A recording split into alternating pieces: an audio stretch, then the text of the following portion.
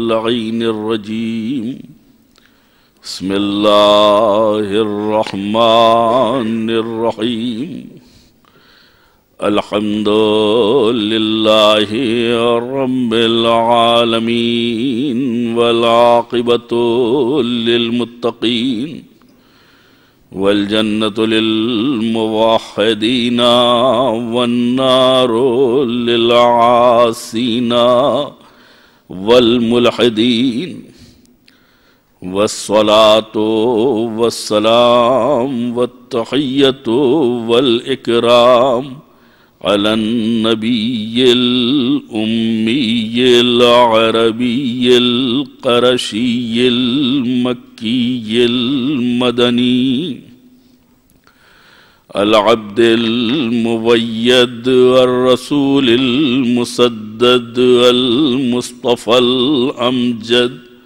حبيب إله العالمين أبي القاسم محمد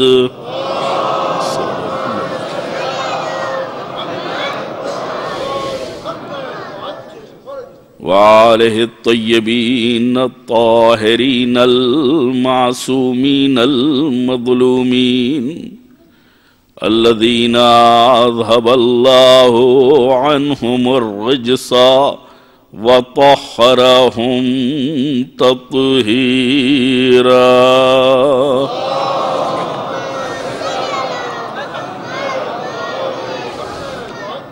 واللعنة الدائمة الباقية على أعدائهم أجمعين من يوم عداوتهم إلى قيام يوم الدين أما بعد فقد قال الله الحكيم في كتابه الكريم بسم الله الرحمن الرحيم بسم الله الرحمن الرحيم وَلَقَدْ كَانَ فِي رَسُولِ اللَّهِ أُسْوَةٌ حَسَنَةٌ صلوات پڑھیں محمد وآلہ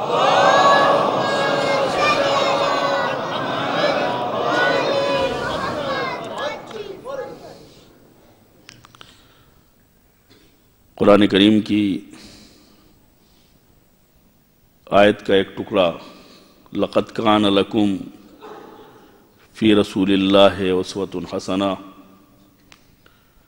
تمہارے لیے سرکار ختم مرتبت حضرت محمد مصطفیٰ صلی اللہ علیہ وآلہ وسلم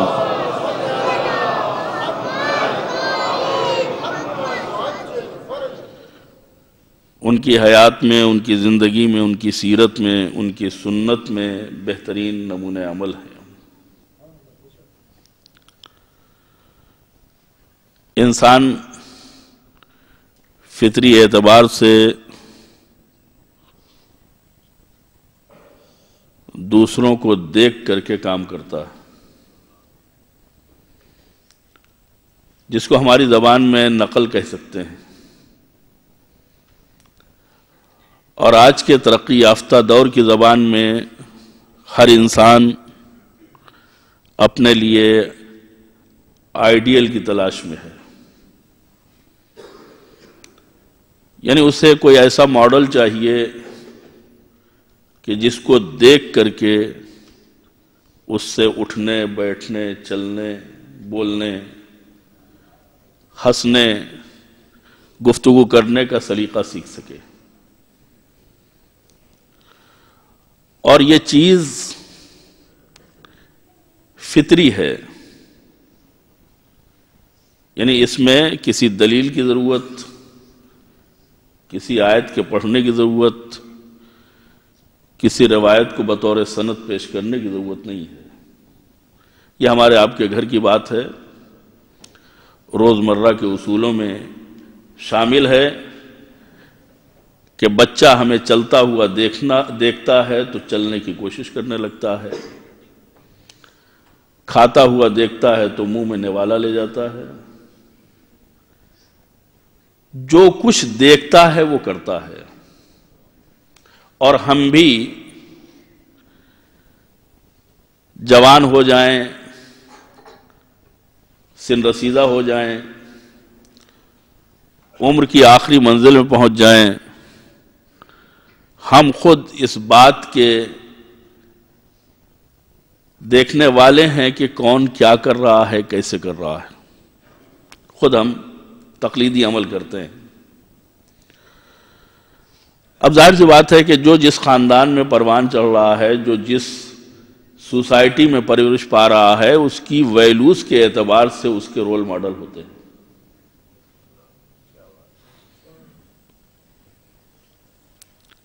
اور یہ طے ہے کہ جس کا جو رول ماڈل ہوتا ہے اس کے اثرات اس کی زندگی میں دکھائی دیتے ہیں۔ کسی کے بال کا اسٹائل بتا دیتا ہے کہ یہ کس سے متاثر ہیں، کسی کا لباس اور اس کی کٹنگ، اس کی فٹنگ بتا دیتی ہے کہ یہ کس کی تقلید کرتے ہیں، کسی کا اپنا الگ اسٹائل، آپ مجھ سے بہتر جانتے ہیں۔ یعنی یہ کوئی ایسی چیز نہیں ہے کہ جو ہمارے یہاں الگ سے آتی ہو، یہ ہے اندر، جس کو ہم لائک کرتے ہیں، پسند کرتے ہیں، اس کی طرح بننے کی کوشش کرتے ہیں، چاہے ویسے ہوں یا نہ ہوں۔ تھوڑی سی کہیں شباہت مل گئی تو پھر وہی اسٹائل، نہیں دیکھتے ہیں کہ اس کے رنگ میں ہمارے رنگ میں کتنا فرق، اس کے خط و خال میں اور ہماری چہرے کی بناوٹ میں کتنا فاصلہ۔ تو اگر ویسے نہ بھی ہوں تو ویسے بننے کی کوشش کرتے ہیں۔ قدرت نے اس جذبے سے فائدہ اٹھا کر کے ہمیں دنیا کا محتاج بننے سے بچا لیا ہے۔ اس لیے کہ کتنی اچھی اسٹائل کیوں نہ ہو، یہ زیادہ دن نہیں چلتی ہے۔ کبھی ہم دیکھتے ہیں کہ بال بہت بڑے بڑے ہیں، اس کا مطلب یہ ہے کہ آج یہ فیشن، یہ زمانہ۔ کبھی دیکھتے ہیں کہ سر مڑا ہوا ہے، تو فیشن سر مڑانا بھی ہے، فیشن بال بڑے رکھنا بھی ہے۔ تو فیشن وہ چیز ہوتی ہے جو باقی نہیں رہتی ہے۔ جیسے جیسے افراد آتے ہیں، جیسے جیسی ان کی حرکتیں ہوتی ہیں، ایک فلم کے بعد دوسری فلم آئی، فیشن بدل گیا۔ تو فیشن باقی رہنے والی چیز نہیں ہوتی ہے۔ لہذا قدرت نے ہمارے لیے جو نمونے عمل مہیا کیے ہیں، وہ اس اعتبار سے نہیں کہ اگر ایک چلا گیا تو ہمارے زندگی کا سسٹم چینج ہو جائے یا یہ زندگی کا طریقہ تبدیل ہو جائے، نہیں، 1400 سال بھی اگر گزر جائیں تو اس نمونے عمل میں کوئی ایسی بات نہیں ہے کہ اسے چینج کرنے کی ضرورت پڑے۔ یعنی انڈائریکٹ خدا کا یہ چیلنج ہے کہ تم بناؤ گے تو بدلو گے، اس لیے کہ تم اپنے جیسا بناؤ گے،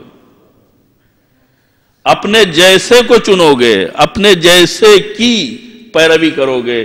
لیکن جب ہم بنائیں گے تو اس میں اگر زمانہ بیت جائے، اگر عرصہ بیت جائے تو بھی تبدیلی نہیں آئے گی۔ تم 1400 سال تک دیکھو گے لیکن اس میں کسی قسم کا انحراف نہیں پاؤ گے۔ لَقَدْ كَانَ لَكُمْ فِي رَسُولِ اللَّهِ أُسْوَةٌ حَسَنَةٌ، ہم نے تمہارے لیے لَقَدْ كَانَ لَكُمْ تمہارے فائدے میں ہے، فی رسول اللہ، خدا کے پیغمبر کی حیات میں، ان کی ممات میں، ان کی وفات میں، ان کی رحلت میں، ان کی زندگی کے مختلف موڑ کے اوپر۔ اس لیے کہ رسول اللہ کی زندگی میں بھی اتار چڑھاؤ ہیں، امت نے ان کے ساتھ جو سلوک کیا، امت کے ساتھ جو پیغمبر کی روش رہی، تمہارے لیے وہ اسوہ نہیں ہے، صرف اسوہ حسنہ ہے، یعنی بہترین نمونے عمل۔ اس کا مطلب یہ ہے کہ قدرت نے اپنی ذمہ داری کو پورا کیا کہ ہم نے دنیا میں تمہیں یتیم نہیں بھیجا، تمہیں اگر بھیجا ہے تو تمہاری اس خواہش یعنی کسی کی پیروی کرے، کسی کا اسٹائل اپنائے، کسی کا طریقہ اپنائے، اس کی تکمیل کا بھی انتظام کر دیا ہے۔ اب اگر تم خود تلاش کرتے تو اپنے جیسا تلاش کرتے، ہم نے بنایا ہے تو اپنے جیسا بنایا ہے۔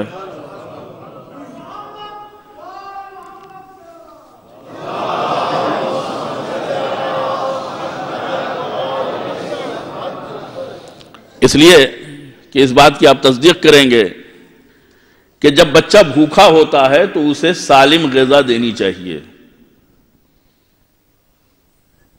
میڈیکل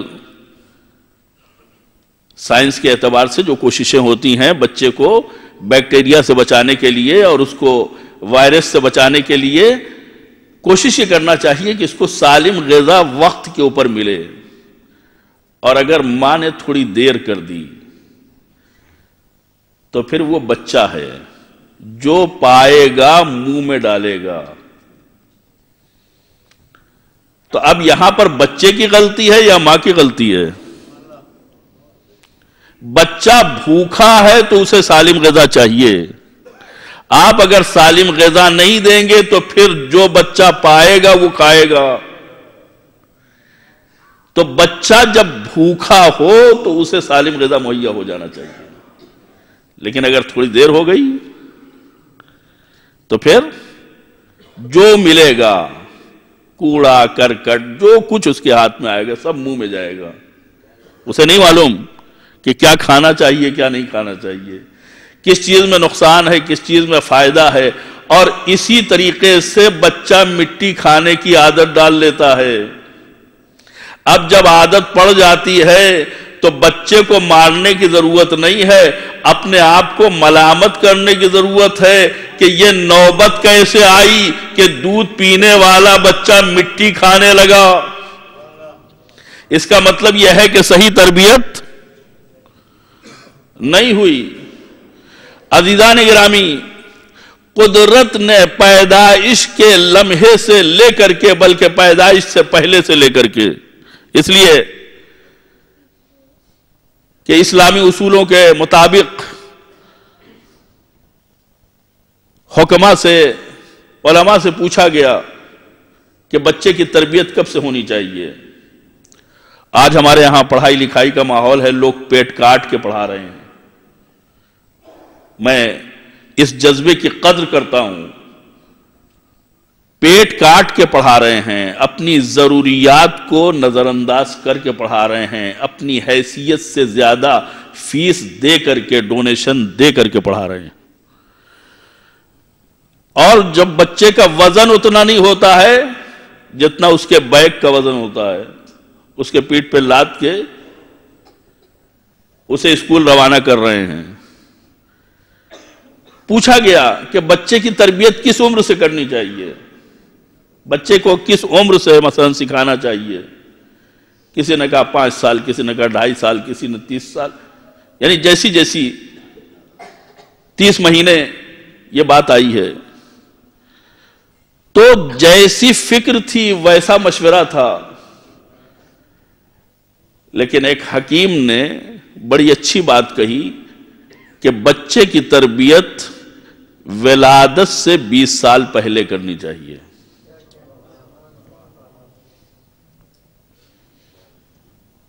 یعنی ماں باپ خود اپنی تربیت کر لیں، بچے کو الگ سے کچھ سکھانے کی ضرورت نہیں ہے۔ عزیزان گرامی، یہ بات کس حد تک ہمارے دل کی گہرائی تک اترتی ہے یہ ہم بعد میں دیکھیں گے، لیکن ایک بات آپ ضرور مانیں گے کہ آج ہمارا سب سے بڑا مسئلہ ہے نسل کی تربیت۔ اس لیے کہ جس خطرے سے آپ روبرو ہو رہے ہیں شاید ابھی آپ اس کی طرف متوجہ نہیں ہوئے، خدا کرے متوجہ ہو جائیں۔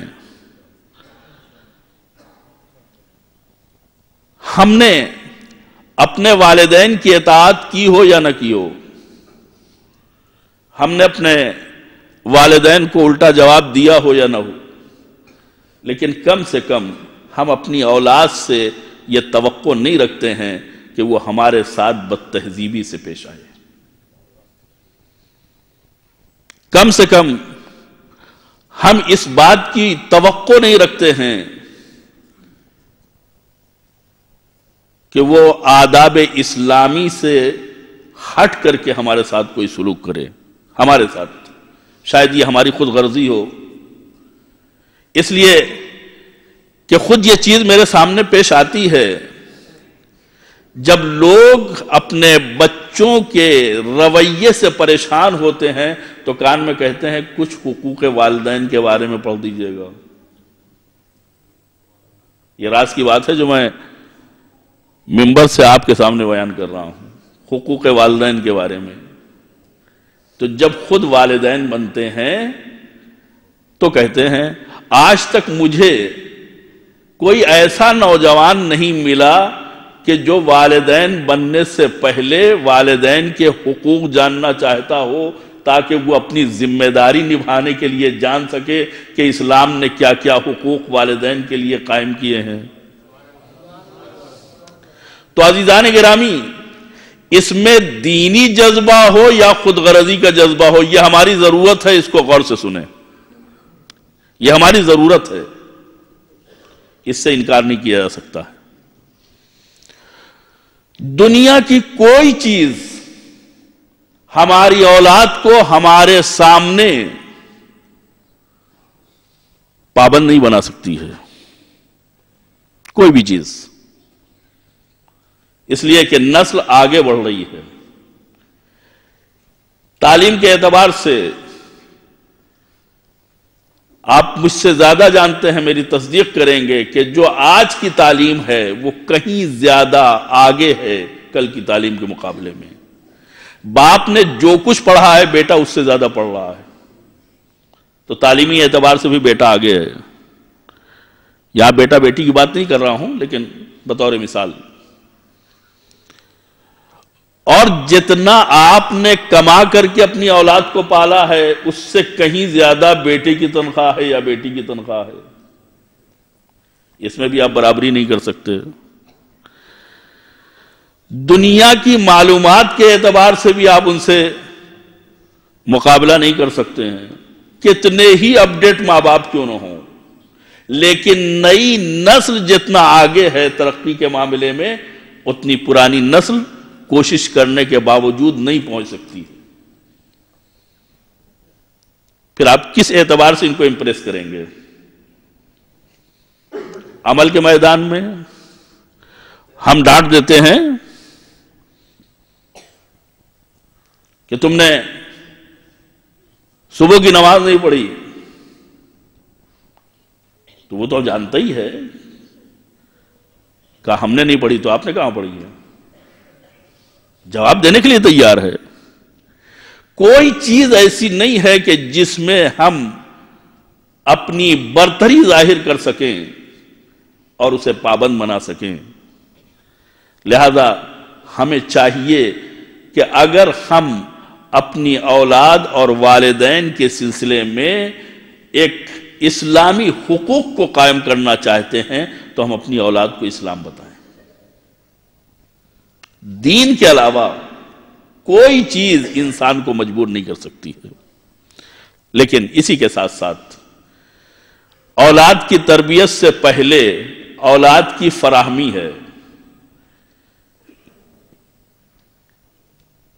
جس اولاد کو آپ فراہم کرنا چاہتے ہیں اسے کس کے ذریعے سے فراہم کر رہے ہیں، یہ سب سے بڑا مسئلہ ہے۔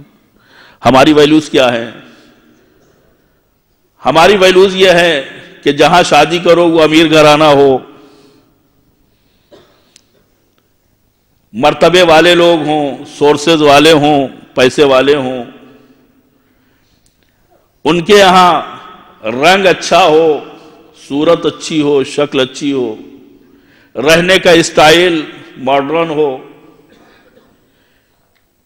دنیا کے ساتھ قدم سے قدم ملا کے چل رہے ہوں۔ یہ ساری چیزیں ہماری اپنی ہیں، اور جب ہم گھر میں ویسی بہو ویسی بیوی لے کے آئے اور کچھ دن کے بعد ہماری سمجھ میں اسلام آیا تو ہم اس اسٹائلش بیوی سے اس بات کی توقع کرتے ہیں کہ وہ اسلامی ماحول کے اعتبار سے زندگی گزارے. جو لائے ہیں اسے بدلنا چاہ رہے ہیں. ایک رات میں آپ کے اندر انقلاب آ سکتا ہے, دوسرے میں آپ انقلاب نہیں لا سکتے ہیں. جب آئے گا تو خود آئے گا, آپ لا نہیں سکتے ہیں. جس بچی کو بچپنے میں آپ نے سر پہ دوپٹہ رکھنا نہیں سکھایا ہے, اس کو جوانی میں آپ پردہ کیسے سکھا سکتے ہیں؟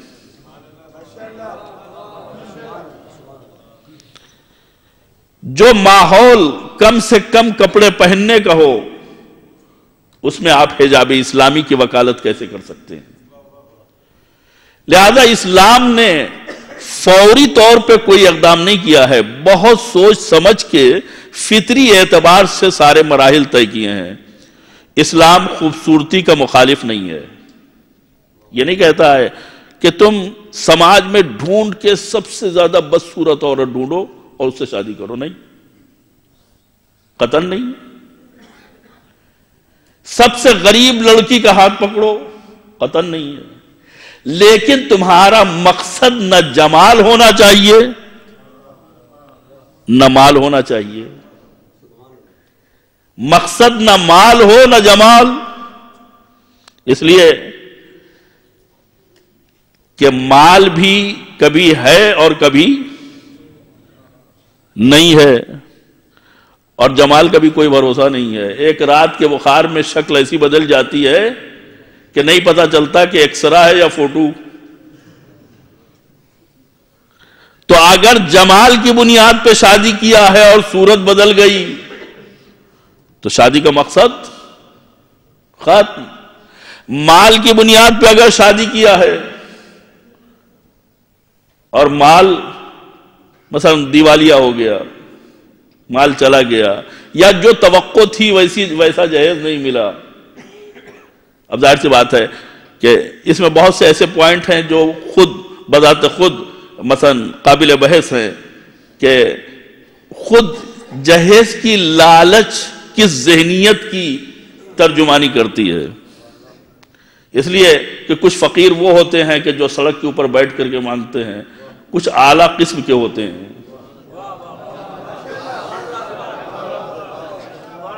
اب اس سے زیادہ کہنے کی ضرورت نہیں ہے. اگر مانگتے نہیں ہیں تو کم سے کم توقع تو ہوتی ہے. کبھی کبھی بہانے بازی ہوتی ہے کہ بھائی ان سے لیں گے, ہم کسی غریب کو دے دیں گے. آپ کو سماج ہی کیوں بنائے کہ غریب کو دینا پڑے؟ اس لیے کہ مالی اعتبار سے رسول سے زیادہ غریب کوئی نہیں تھا. مالی اعتبار سے رسول سے زیادہ غریب کوئی نہیں تھا, لیکن بڑی عزت کے ساتھ اپنی بیٹی کو رخصت کیا. کیا خدیجہ کی اولاد بغیر جہیز کے یا جہیز کے ساتھ نہیں جا سکتی تھی؟ خدیجہ کی دولت کیا بچائی نہیں جا سکتی تھی کہ ہمارے آگے بھی ایک لڑکی ہے؟ اس لیے کہ یہاں بچی پیدا ہوئی اور وہاں فکر شروع ہو گئی کہ اس کا جرمانہ بھرنا ہے, اس کا جرمانہ بھرنا ہے. نتیجے میں ہین ولادت سے لے کر کے جہیز اکٹھا ہونا شروع ہو جاتا ہے. ٹھیک ہے, آپ نے باعزت رخصت کر دیا, لیکن آپ رخصت کر سکتے تھے, آپ نے رخصت کر دیا. نہ جانے معاشرے میں کتنی چیزوں کو خراب کیا کہ اس سے ایک سنت بن گئی, ایک طریقہ بن گیا کہ بھائی دیا جاتا ہے. اگر خدیجہ چاہتی تو ایک حصہ مال کا کنارے رکھ دیتی کہ یہ ہماری بیٹی کی شادی کا ہے, اور ان کو حق تھا, ہمارا مال ہے, ہم جس کو چاہے دیں. جب غلاموں کی خرید کے اور ان کو آزاد کرنے میں استعمال ہو سکتا ہے تو بیٹی کی شادی میں کیوں استعمال نہیں ہو سکتا ہے؟ لیکن پیغمبر نے چند، میں جہیز نہیں کہوں گا اس لیے کہ ایک بات واضح کر دوں، جہیز اسے کہا جاتا ہے جو لڑکی والا اپنی جیب سے خرید کر کے اپنی بیٹی کو دیتا ہے اور وہ شوہر کے گھر جاتی ہے، اسے جہیز کہتے ہیں۔ یہاں جو پیغمبر نے خریدا ہے چند مٹی کے برتن، وہ اپنی جیب سے نہیں خریدا ہے۔ کس سے خریدا ہے؟ اس مال سے خریدا ہے جو علی نے اپنی زرہ بیچ کے حاصل کیا تھا۔ تو یہاں تو مسئلہ حل ہو گیا، آپ جیسا جہیز چاہتے ہیں ویسا مہر تشریف اس کو لائیں، اس مہر کے ساتھ تشریف لائیں، وہ مہر دیں، آپ مہر دیں گے ہم جہیز دیں گے۔ لیکن مہر ایسا حکم اسلامی ہے جو ہمیشہ قرضے کے طور پہ رہتا ہے، اور جہیز ایسا رسم و رواج کا مالک ہے کہ جس کو نقد کے علاوہ کسی اور صورت میں دیکھا ہی نہیں جا سکتا۔ عزیزان گرامی، پیغمبر نے اپنی بیٹی کو چند مٹی کے برتنوں میں رخصت کر کے آنے والی نسلوں کے غریب باپوں کی عزت رکھ لی تاکہ انہیں کسی قسم کی مایوسی نہ ہو کہ اب جو بھی بیٹی رخصت ہوگی وہ فاطمہ سے زیادہ ہی لے کے جائے گی، لہذا تمہیں شرمندہ ہونے کی ضرورت نہیں ہے۔ یہ بات بیچ میں آ گئی تو میں نے عرض کر دیا کیسی ذہنیت اور کیسی فکر۔ تو ہماری شادی کا مقصد کیا ہے؟ مال یہ ختم ہو جانے والا ہے، جمال یہ بھی رہنے والا نہیں ہے۔ پیغمبر ایک حدیث فرماتے ہیں ایاکم وخضراء الدمن، گھورے کے سبزے سے بچو۔ گھورا کسے کہتے ہیں شاید نئی نسل نہ جانتی ہو۔ ہمارے یہاں تو کوڑے کا ڈبہ ہوتا ہے، وہاں پر کوڑا ڈالا جاتا ہے اور رات میں آ کے لے جاتا ہے۔ یہاں اس کو میں سمجھا ہی نہیں سکتا۔ وطن میں کچھ موڑ ہوتے ہیں، کچھ جگہیں ہوتی ہیں جہاں کوڑا ڈالا جاتا ہے، اور وہاں بارش بھی ہوتی ہے، تو جب بارش ہوتی ہے تو وہاں سے بدبو آتی ہے۔ اور بارش کا ایک فائدہ یہ ہوتا ہے کہ جب بارش پانی پہنچتا ہے تو وہاں پہ سبزہ بھی اگتا ہے، تو دور سے اگر آپ دیکھیں گے تو وہ سبزہ ہے، وہ گھاس ہے، تو سبزہ اچھا لگتا ہے آنکھوں کو۔ لیکن جب قریب جائیں گے تو جہاں سبزہ دکھائی دے رہا ہے وہیں گھورے کی بدبو بھی محسوس ہوگی۔ تو یہ دور سے تو اچھا ہے لیکن نزدیک سے اچھا نہیں ہے۔ حضرت فرماتے ہیں کہ گھورے کے سبزے سے بچو۔ کسی نے پوچھا حضور یہ گھورے کا سبزہ کیا ہے؟ فرماتے ہیں کہ مرأۃ الحسنہ فی منبت السوء، وہ خوبصورت عورت کہ جو برے خاندان میں پلی ہو۔ صورت بڑی اچھی ہے لیکن بیک گراؤنڈ اچھا نہیں ہے، تہذیب نہیں ہے، دین نہیں ہے، ایمان نہیں ہے، اخلاق نہیں ہے، تعلیم نہیں ہے۔ فی منبت السوء، برے ماحول کی پروردہ کا اس سے بچو۔ صرف صورت دیکھ کر کے اس پہ فدا نہ ہو جاؤ کہ چاند سی بہو لائیں گے، کہ گھر میں مثلا لائٹ کی ضرورت نہ پڑے۔ نہیں، اگر بیک گراؤنڈ اچھا نہیں ہے تو اس خوبصورتی کے اوپر قربان نہ ہونا، اس لیے کہ یہ خوبصورتی زیادہ دن کی نہیں ہے۔ ہم نے کس کو انتخاب کیا ہے اپنے بچے کی ماں بنانے کے لیے؟ ایک بات اور بھی سماجی ہے جو کہیں نہ کہیں ہمارے ہاں پائی جاتی ہے، اس کو بھی ذہن میں پیش کرنا چاہتا ہوں، اس لیے کہ ایسی باتیں اگر میں نہ کہوں گا تو کون کہے گا؟ صلوات پڑھیں محمد و آل محمد۔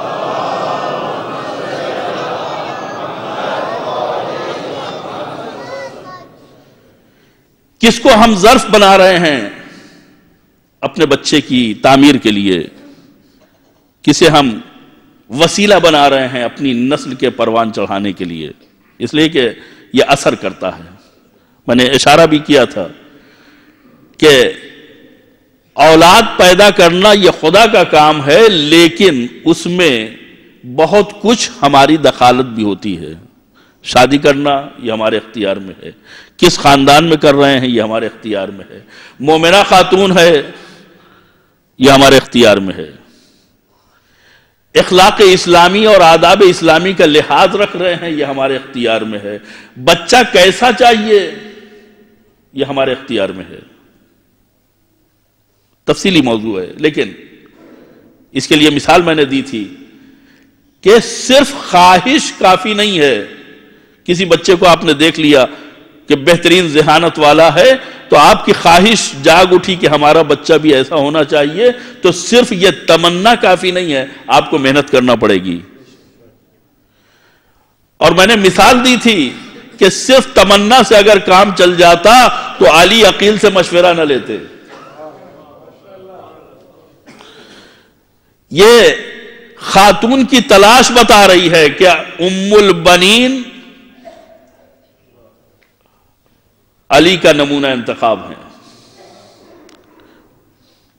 ام البنین کو، ان کے خاندان کو علی نے پسند کیا تھا۔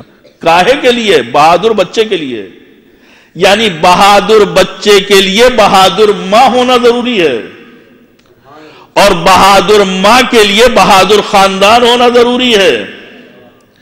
علی نے مال نہیں دیکھا، علی نے جمال نہیں دیکھا، علی نے کہا کوئی ایسا بہادر خاندان بتاؤ جس سے میرا بہادر بچہ پیدا ہو۔ ملا یا نہیں ملا؟ صرف خواہش پہ نہیں بلکہ عمل پہ کوشش کی، ایسا بہادر ملا کہ لوگ ماں کا نام بھول گئے، کہتے تھے کہ بیٹوں کی ماں، بیٹے ہوں تو ایسے۔ بیٹے تو سب کے ہوتے ہیں، نہیں، اولاد ہو تو ایسی۔ یہ بیٹوں کی ماں ہے، ام البنین بیٹوں کی ماں۔ عزیزو، ہم کس کو ذریعہ بنا رہے ہیں اپنی اولاد کے پیدا ہونے کے لیے، یہ انتہائی ضروری ہے۔ اور جب ہم نے انتخاب کر لیا تو اب دوران حمل ہمارے ہاں بڑی چھوٹی چھوٹی باتوں کے اوپر بڑے مسائل پیدا ہوتے ہیں۔ خاندان میں بہت سے مسائل پیدا ہوتے ہیں، نہ جانے کتنی مشکلات آتی ہیں۔ انہوں نے ان کو سلام کیا، انہوں نے جواب نہیں دیا، انہوں نے مثلا کیا کہہ دیا، ان کو برا لگ گیا۔ نتیجے میں گھریلو مسائل آپ مجھ سے بہتر جانتے ہیں، نتیجے میں ٹارچر ہوتی ہے یہ خاتون۔ جس زمانے میں بچہ شکم میں ہے اس زمانے میں اسے خاص سہولت حاصل ہونا چاہیے، یہ دعائیں پڑھ سکے، دعائیں نور پڑھ سکے، سورہ قرآنی کی تلاوت کر سکے، تاکہ بچے میں روحانیت پیدا ہو۔ ایک طرف سے ساس کے تانے، دوسری طرف سے نندوں کے زخم زبان، تیسری طرف گھر کے کام، جو کام 1000-2000 میں ہم کام والی سے لے سکتے ہیں وہ اپنے بچے کی ماں سے اس لیے لے رہے ہیں تاکہ وہ 1000 بچ جائے، اور اس کام کی بنیاد کے اوپر وہ اتنا ٹارچر ہو رہی ہے کہ بچہ خبط الحواس پیدا ہو رہا ہے۔ بعد میں کہتے ہیں مولانا کوئی ایسی دعا بتا دیجئے کہ بچہ ذہین ہو جائے اور پڑھنے لکھنے میں آگے ہو جائے۔ بھائی آپ نے کام تو پہلے ہی خراب کر دیا۔ جس زمانے میں اسے اچھی فکر کی ضرورت تھی، ہم یہ سمجھتے تھے کہ جتنا اس سے کام لے لیا جائے، اس لیے کہ بہو لائے ہیں، بیوی لائے ہیں، اگر پھر اس کے بعد بھی کام والی رکھنا پڑے تو فائدہ کیا ہے؟ یہ تو نقصان کا سودا ہے۔ تو 1000-2000 تو بچا لیا، لیکن اس کے بعد بچے کے اوپر کتنا خرچ کریں گے، نسلوں کے اوپر کتنا قربان کریں گے؟ یہ چیزیں آپ کے سوچنے کی ہیں، میں صرف اشارے کر کے گزرنا چاہتا ہوں۔ کہ اگر صحیح نسل چاہیے تو صرف خاندان نہیں دیکھنا ہے بلکہ فکر بھی دیکھنی ہے. صحیح نسل چاہیے تو ہمیں باقاعدہ کوشش کرنی ہے کہ بچہ جو پیدا ہو رہا ہے وہ صحیح فکر کے ساتھ پیدا ہو، روحانیت کے ساتھ، معنویت کے ساتھ، اس لیے کہ یہاں کے اوپر کچھ ہمارا عمل دخل ہے جس کو ہمیں بہرحال محنت کر کے انجام دینا ہے. حتیٰ بچے کی خوبصورتی کے بارے میں اگر کوئی چاہتا ہے کہ بچہ خوبصورت ہو تو طرفین کو بہی کھانا چاہیے. بہی ایک پھل ہے، ایران عراق میں ہوتا ہے، پتہ نہیں یہاں ہوتا ہے کہ نہیں ہوتا ہے. بہی ایک پھل ہے، اگر وہ کھائے تو بچہ خوبصورت ہوتا ہے. دودھ پینا چاہیے زیادہ، پھلوں کا استعمال، یہ ساری چیزیں ہیں. لیکن اسی کے ساتھ ساتھ ذہنی سکون بہت ضروری ہے. اور ایک بات یاد رکھیے کہ اگر کسی کے کہنے میں ہم نے اپنے گھر والوں کو ٹینشن دیا تو ایک بات یاد رکھیے گا کہ یہ صرف سامنے والوں کو ٹینشن نہیں ہوتا ہے، پہلے ٹینشن ہمیں ہوتا ہے، بعد میں ہم دوسرے کو دیتے ہیں. چھوٹی چھوٹی باتوں کو ایشو بنا کر کے اگر ہم نے ٹینشن فراہم کیا تو پورے گھر کا ماحول جو ہے اوپر گندا ہو جائے گا. یہاں تک میں لے آیا. آج کی مناسبت سے میں یہ عرض کرنا چاہتا ہوں کہ میں نے حدیث پیغمبر آپ کے سامنے پڑھی کہ شادی مال کی بنیاد کے اوپر نہیں ہونا چاہیے، شادی جمال کی بنیاد کے اوپر، خوبصورتی کی بنیاد کے اوپر نہیں ہونا چاہیے. پھر کس بنیاد کے اوپر ہونا چاہیے؟ حدیث بتاتی ہے کہ المومن کفو المومن، مومن کی شادی مومنہ سے، مومنہ کی شادی مومن سے ہونا چاہیے. یعنی ایمان کو معیار ہونا چاہیے. عزیزو، مال کی بنیاد پہ اگر شادی ہوتی ہے مال ختم، رشتہ ختم. جمال کی بنیاد کے اوپر اگر شادی ہوتی ہے تو جمال ڈھلا، خوبصورتی ڈھلی، ویرانی میں تبدیل ہوئی، کھنڈر میں تبدیل ہوئی، شادی کا وہ مزاج ختم ہو جاتا ہے. لیکن اگر ایمان کی بنیاد پر ہو، ایمان کی بنیاد پہ جب شادی ہوتی ہے تو ہو سکتا ہے جوانی کے عالم میں میاں بیوی ایک دوسرے کی اتنی کیئر نہ کرے، لیکن جیسے جیسے بوڑھے ہوتے جاتے ہیں ایک دوسرے کو ایک دوسرے کی ضرورت محسوس ہوتی جاتی ہے. اس کا مطلب یہ ہے کہ یہ مال کی بنیاد پہ شادی نہیں ہوئی ہے، جمال کی بنیاد پہ شادی نہیں ہوئی ہے، ایمان کی بنیاد پہ ہوئی ہے. جوانی میں ایمان کم تھا لہذا محبت بھی کم تھی، لیکن جیسے جیسے عمر بڑھتی جاتی ہے ایمان میں اضافہ ہوتا جاتا ہے. اب بڑھاپے میں ایک دوسرے کے بغیر ایک لمحہ نہیں رہ سکتے. اسلام چاہتا ہے کہ تمہارے لیے گھر کا سکون فراہم کرے. یہ گھر کا سکون نہ مال کی بنیاد پہ حاصل ہو سکتا ہے نہ جمال کی بنیاد پہ حاصل ہو سکتا ہے. اگر حاصل کرنا ہے تو ایمان کی بنیاد پہ حاصل ہوگا. صلوات پڑھے محمد وآلہ.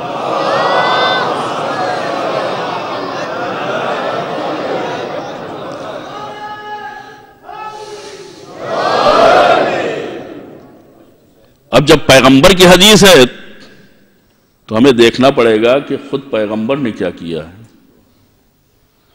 ہم سے تو کہا ہے کہ مال کی بنیاد پہ نہیں، جمال کی بنیاد پہ نہیں، لیکن جہاں شادی ہو رہی ہے خدیجہ سے بڑی مالدار تو ہم نے پورے عرب میں کسی خاتون کو نہیں دیکھا، اور خدیجہ سے زیادہ خوبصورت بھی. یہ کیا بات ہے؟ ہم سے تو کہہ رہے ہیں کہ مالدار کو نشانہ نہیں بنانا، جمال کو معیار نہیں بنانا. پیغمبر کو چاہیے تھا کہ اس لیے کہ پہلی شادی شادی کہلاتی ہے، بعد میں تو کتنی بھی آپ شادیاں کریں نکاح کہلاتے ہیں. عجیب و غریب ہمارے یہاں کی اصطلاح ہے.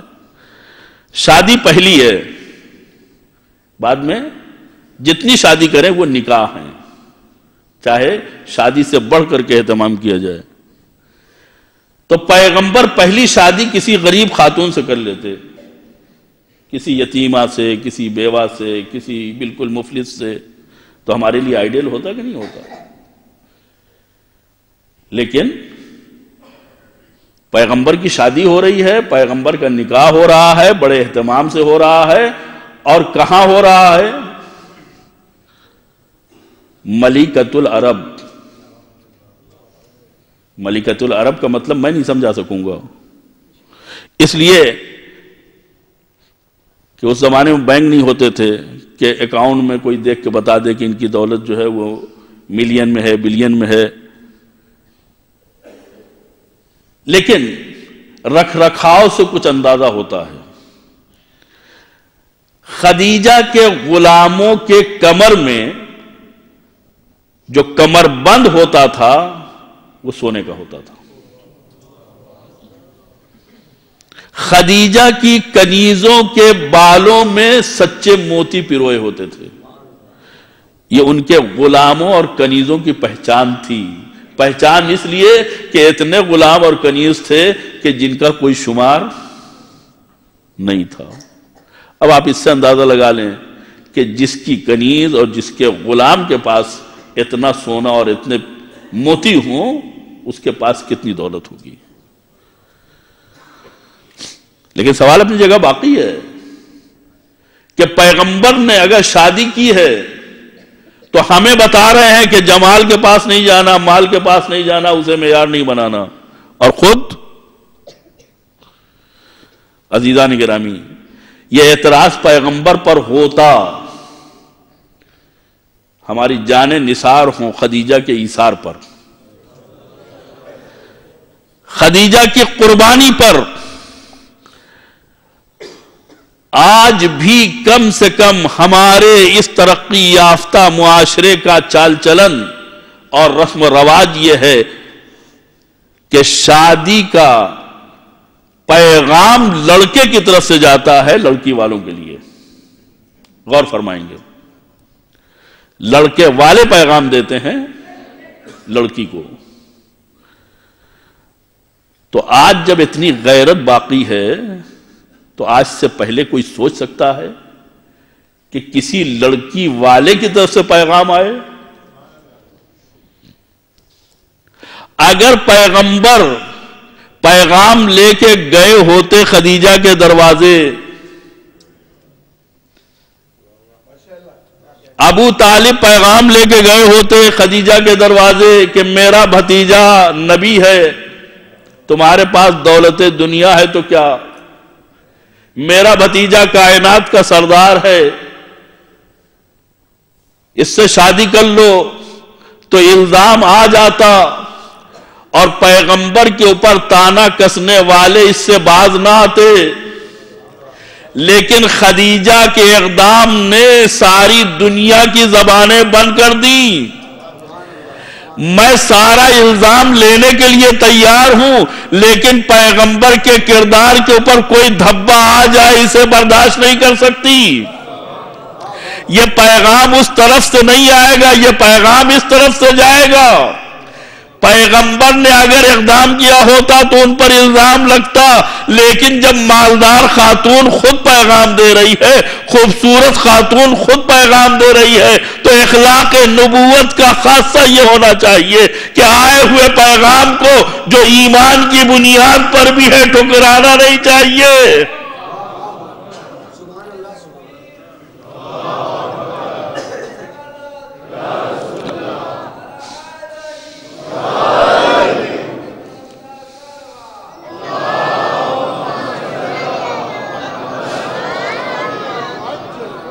مال کی بنیاد پہ یہ شادی نہیں ہوئی ہے، جمال کی بنیاد پہ یہ شادی نہیں ہوئی ہے، ایمان کی بنیاد پہ شادی ہوئی ہے۔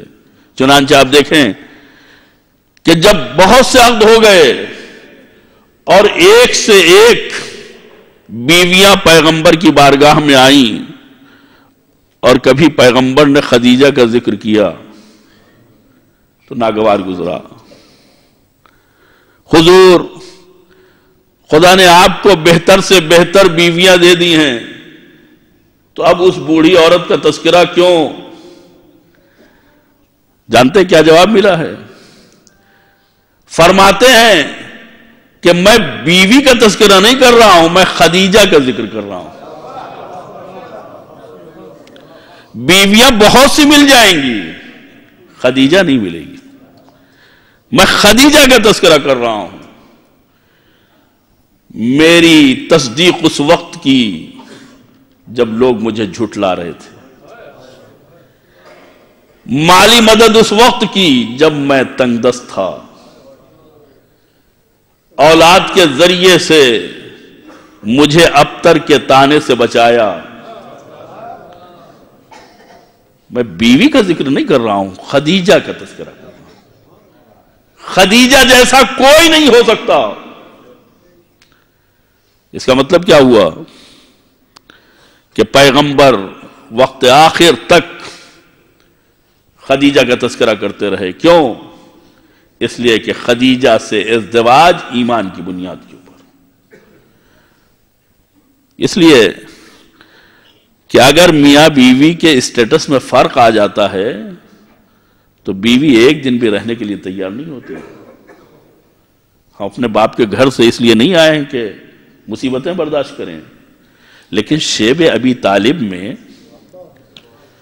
ملکۃ العرب درخت کی چھال کھائے، سوکھے ہوئے پتے،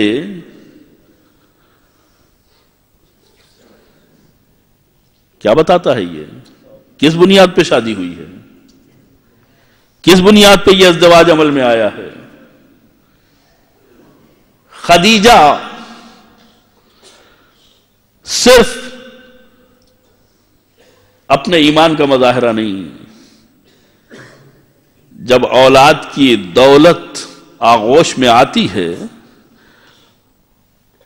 تو وہ اولاد بھی کتنی قیمتی ہے کہ قرآن کہتا انا اعطیناک الکوثر.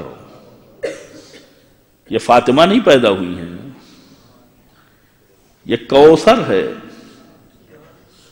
خدا نے تمہیں کوثر عطا کیا ہے، اور جب کوثر دیا ہے تو یہ احسان کیا ہے. احسان کا شکریہ ادا کرو. فصلی لربک وانحر. تم خدا کے لیے نماز بھی پڑھو، رب کے لیے نماز بھی پڑھو.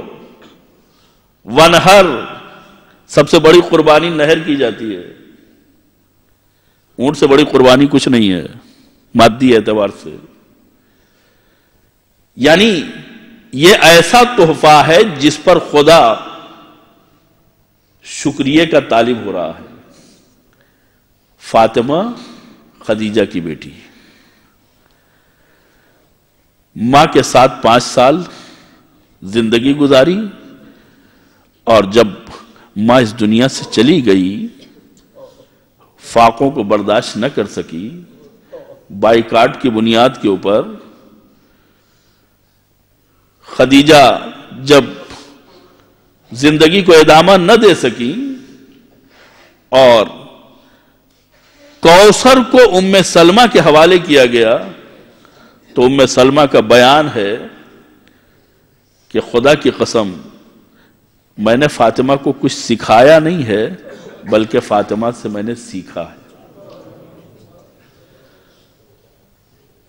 یہ فاطمہ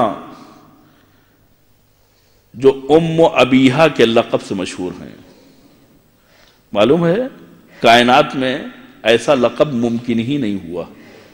اپنے باپ کی ماں ام ابیہا. انتہائی کمسنی کے عالم میں فاطمہ نے صرف بیٹی کا رول ادا نہیں کیا ہے بلکہ ایسی شفقت دکھائی ہے کہ ماں کی موت بھول گئے ہیں، ماں کی رحلت بھول گئے ہیں پیغمبر، اور انہیں اس بات سے تسکین ملی ہے کہ فاطمہ صرف میری بیٹی نہیں ہے، میری ماں بھی ہے. اور ہم نے آج تک عزیزان گرامی پیغمبر کی صفت یہ ہے کہ پیغمبر پورے سماج اور پورے معاشرے کی غلط رسموں کو بدلنے کے لیے آتا ہے، ذہنوں کو تبدیل کرنے کے لیے آتا ہے. موقع ملے گا تو عرض کروں گا. فاطمہ کے ذریعے سے، اپنے خاندان کے ذریعے سے جو پیغام پوری کائنات کو دیا ہے اس کی مثال نہیں ملتی ہے. اور ہمیں ایک بات جو ملتی ہے وہ یہ کہ جب فاطمہ بزم میں آتی ہیں تو پیغمبر بیٹھے نہیں رہتے ہیں، حتیٰ صحائح ستہ میں یہ روایت نقل ہوئی ہے، صحیح بخاری میں بھی ہے کہ جب فاطمہ بزم رسالت میں آتی تھی تو حضور قام الیہا پورے قد سے کھڑے ہو جاتے تھے، آگے بڑھتے تھے، ہاتھ پکڑتے تھے، ہاتھوں کو بوسہ دیتے تھے اور لا کر کے اپنی جگہ پہ بٹھاتے تھے۔ یہ انداز ہے۔ اور فاطمہ کا انداز کیا تھا؟ جب حضور تشریف لاتے تھے تو وہ اپنی جگہ سے کھڑی ہوتی تھی اور کھڑے ہو کر کے اپنے باپ کا ہاتھ چومتی تھی اور لا کر کے اپنی جگہ پہ بٹھاتی تھی، اس لیے کہ فاطمہ بھی اپنے زمانے کی سید و سردار ہیں اور رسول بھی اپنے زمانے کے سید و سردار ہیں۔ ایک سردار دوسرے سردار کی عزت اور اس کے افتخار کا عمل ہمارے سامنے پیش کر رہا ہے۔ آج وہی بیٹی اپنے زانوں پر اپنے باپ کا سر لیے بیٹھی ہے، کوئی بار بار دروازہ کھٹکھٹا رہا ہے، دق الباب کر رہا ہے۔ فاطمہ نے پوچھا کون؟ کہا مجھے رسول سے ملنا ہے، پیغمبر سے ملنا ہے۔ کہا میرا بابا غش کے عالم میں ہے، میرا بابا ملاقات نہیں کر سکتا۔ تھوڑی دیر کے بعد پھر آواز آئی، فاطمہ نے پوچھا، جواب دے دیا، تھوڑی دیر کے بعد پھر وہی آواز آئی، لیکن اب کچھ اس ڈھنگ سے آواز آئی، کچھ اس کرب کے ساتھ آواز آئی کہ فاطمہ کا دل کھول گیا، آنکھوں سے آنسو نکل آئے، چہرے پیغمبر پہ گرے، پیغمبر نے آنکھیں کھولی، میری لال میرے بعد تو بہت رونا، میری زندگی میں رونے کا سبب کیا ہے؟ کہا بابا بڑی دیر سے کوئی دروازے پہ کھڑا ہے اور میں کہہ رہی ہوں کہ میرا بابا بیمار ہے جو ملاقات نہیں کر سکتا، لیکن وہ جاتا نہیں ہے۔ کہا فاطمہ یہ تمہارے در کا شرف ہے، اے فاطمہ یہ تمہارے در کی عزت ہے، ورنہ یہ جہاں جاتا ہے اجازت نہیں لیتا، جب گھر سے باہر آتا ہے تو رونے کی آوازیں بلند ہوتی ہیں، بچے یتیم ہو جاتے ہیں، عورتیں بیوہ ہو جاتی ہیں، گھر بے سرپرست ہو جاتے ہیں۔ اے فاطمہ یہ ملک الموت ہے، اگر تم اجازت نہ دو گی تو یہ کھڑا رہے گا۔ عزیزو یہ فاطمہ کے لیے بھی بڑا امتحان ہے، کون بیٹی اپنے ارادہ و اختیار سے اجازت دے؟ رسول جیسا باپ اور رسول کے بعد میں آنے والی مصیبتوں کا تصور۔ ارے رسول بتا رہے ہیں کہ یہ گھر کی عزت ہے، یہ دروازے کی عزت ہے۔ فاطمہ کی نگاہ میں در و دیوار کی اہمیت پتہ چل گئی کہ یہ گھر ایسا ہے جہاں ملک بھی بغیر اجازت کے نہیں آتا۔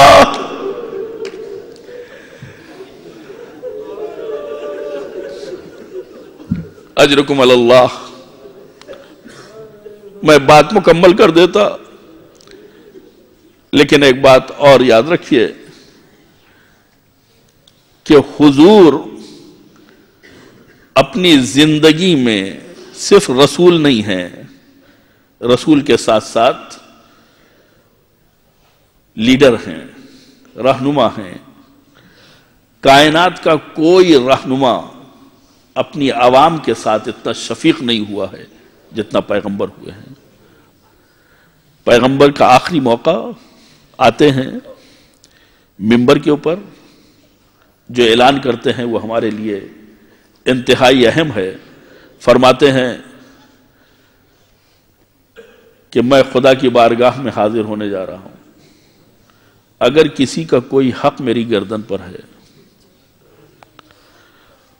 تو وہ یہی مجھ سے لے لے، اس لیے کہ روز قیامت مجھ میں اس کے حق دینے کی سکت نہیں ہوگی۔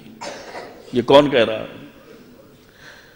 عزیزو، ان جملوں کو آسانی سے نہ سنیں، غور سے سنیں۔ پیغمبر فرما رہے ہیں کہ اگر کسی کا کوئی حق نکلتا ہے تو مجھ سے یہی لے لیں، اس لیے کہ قیامت میں مجھ میں سکت نہیں ہے۔ قیامت کی سختی کو اس سے تصور کیا جا سکتا ہے۔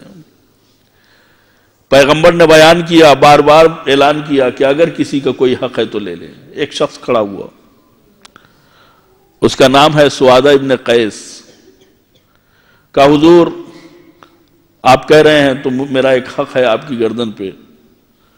فرمایا وہ کیا؟ کہا آپ کے ایک سفر میں آپ کی سواری کے ساتھ سے گزر رہا تھا، آپ نے کوڑا اٹھایا تھا اونٹ کو مارنے کے لیے جو میری پشت پر لگ گیا۔ اگر آپ کہتے ہیں تو میں قصاص لینے کے لیے تیار ہوں۔ حضور نے انکار نہیں کیا۔ بلال جاؤ فاطمہ سے وہ تازیانہ لے آؤ۔ یہ فاطمہ کے یہاں تازیانہ رکھا رہتا تھا، اس کی وجہ یہ ہے کہ حضور جب سفر پہ جاتے تھے تو یہ تازیانہ استعمال کرتے تھے۔ استعمال کیا کرتے تھے؟ ہاتھ میں لیتے تھے۔ تو آپ کا طریقہ یہ تھا کہ جب سفر پہ جاتے تھے تو سب سے آخر میں فاطمہ کے ہاں جاتے تھے اور ان سے مل کے سفر پہ جاتے تھے، اور جب سفر سے واپس آتے تھے تو سب سے پہلے صدیقہ طاہرہ کے ہاں جاتے تھے۔ تو یہ تازیانہ وہی رکھا رہتا تھا۔ گئے ہیں ممبر کے اوپر خطبہ دینے کے لیے، لیکن بلال پہنچ گئے تازیانہ لینے کے لیے۔ فاطمہ نے پوچھا بلال میرا بابا تو سفر کے قابل نہیں ہے، یہ تازیانہ کیوں منگایا ہے؟ بلال نے واقعہ بیان کیا، شہزادی کی آنکھوں میں آنسو آ گئے۔ میرا بابا یوں ہی بیمار ہے، وہ تازیانے کی شدت برداشت نہیں کر سکتا۔ دل مچلنے لگا، کاش یہ تازیانہ میری پشت پر پڑ جاتا لیکن میرے بابا کو اذیت نہ ہوتی۔ تازیانہ دے دیا، اس لیے کہ بیٹی کو معلوم ہے کہ رسول کی ذمہ داریاں کیا ہیں۔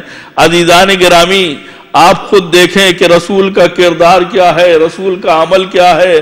ایک مسلمان نے مسجد نبوی میں ایک دعویٰ کیا ہے کہ آپ کا کوڑا یا آپ کا تازیانہ میری پیٹھ کے اوپر لگ گیا تھا۔ نہ ہمارے عقائد کے اعتبار سے، نہ ایمان کے اعتبار سے، نہ سہو ہو سکتا ہے، نہ عمدی طور پہ پیغمبر کسی کو تازیانہ مار سکتے ہیں۔ کسی کو بلا وجہ اگر تازیانہ مارے تو بھی رسول نہیں، اور پیغمبر سے اگر بھول چوک ہو جائے تو بھی رسول نہیں۔ لیکن آپ دیکھیں پیغمبر کچھ سکھانا چاہتے ہیں، بس 2 جملے کہوں گا اور بات تمام کر دوں گا۔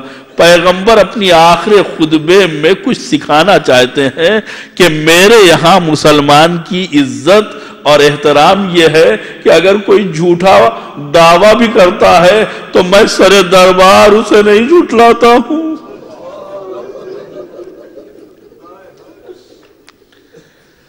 میں نے یہ نہیں کہا کہ تم جھوٹے ہو، میرا تازیانہ کسی کے اوپر نہیں لگ سکتا، میں نے کسی کو نہیں مارا۔ حضور نے تکذیب نہیں کی۔ کتنا بڑا الزام ہے پیغمبر کے اوپر، اس لیے کہ حضور نے اگر جان بوجھ کے مارا ہو تو بھی غلطی ہے، سہون مارا ہو تو بھی نبوت کے خلاف ہے۔ یعنی اس کو ہم عقیدے کے اعتبار سے تو مان ہی نہیں سکتے، لیکن اتنا عقیدے کے خلاف ہونے کے باوجود ایک مسلمان کی عزت اور حرمت نگاہ پیغمبر میں اتنی ہے کہ حضور نے جھٹلایا نہیں۔ یعنی حضور پیغام دینا چاہتے ہیں کہ دیکھو اگر تمہارے رسول کا کردار یہ ہے کہ ایک مسلمان بھی جھوٹا دعویٰ کر دے تو میں جھٹلاتا نہیں ہوں۔ اگر میری بیٹی جو معصومہ ہے، جو قرآن کی صدیقہ ہے، اگر تمہارے دربار میں آ جائے تو کم سے کم اسے جھٹلانا نہیں۔ शहजादी ने ताजियाना दे दिया। हुजूर ने ताजियाना लेकर के उसके हाथ में दिया, कहा लो इंतकाम ले लो। कहा नहीं, आप अपना लिबास उतार दें, इसलिए कि उस वक्त मैं नंगे बदन था। हुजूर ने अपना लिबास पिराहन उतार दिया। कहा हुजूर ये सब कुछ मैंने इसलिए किया था, ये सब मैंने इसलिए किया था ताकि आपकी मोहर नबूवत चूम लूं। आप इजाजत दीजिए ताकि मैं मोहर को बोसा दे दूं। अजीजों, सांसें रुकी हुई थी, आंखों में आंसू थे, असहाब परेशान थे, अहले बैत मुस्तरिब थे। ताजियाना रसूल को नहीं लगा, फातिमा का दिल बेचैन था। मैं आवाज दूंगा, ए फातिमा, अभी ये एक ताजियाने का मामला है, इसमें बेचैन न हो, करबला में आओ। अली इब्नुल हुसैन बीमार है, लेकिन हाथों में हथकड़ियां, पैरों में बेड़ियां, गले में तोके खारदार। अजरुकुम अल्लाह, जज़ाकुम खैरुल जज़ा। अजीजों, फातिमा ने ताजियाना देकर के जुर्रत का काम किया। फातिमा करबला भी बर्दाश्त करने के लिए तैयार है, लेकिन एक मंजिल वो आती है कि जब फातिमा की आवाज गूंजती है, सुब्बत अलैया मसाइबुल लमन्नहा, सुब्बत अलैया में सिरन लिया। ए बाबा, आपकी वफात के बाद हमें वो मसाइब झेलना पड़े या वो मसाइब उड़ेल दिए गए कि अगर वो मसाइब रोज़े रोशन के ऊपर पड़ते तो शब-ए तारीख में तब्दील हो जाते। अजीज़ो, फातिमा ने नौहा पढ़ा। मैं आवाज दूंगा, ए फातिमा, अभी नौहा पढ़ने की जरूरत नहीं है। एक मंजिल आने वाली है जहां वाक़ईन पूरा दिन जो रोशन है वो रात की तारीकी में तब्दील हो जाएगा। शिमर का खंजर होगा, हुसैन का गला होगा, आवाज आएगी, अला क़ुतिल हुसैन बे करबला, अला ज़ुबिहल हुसैन बे करबला। सियादियों ने चल करके पूरी कायनात को अंधेरा कर दिया। ए फातिमा, अब तुम्हारा नौहा यहाँ के ऊपर बतौर कामिल सादिक आएगा, इसलिए कि खेमों के जलने की रोशनी भी रोशनी नहीं कर पाएगी।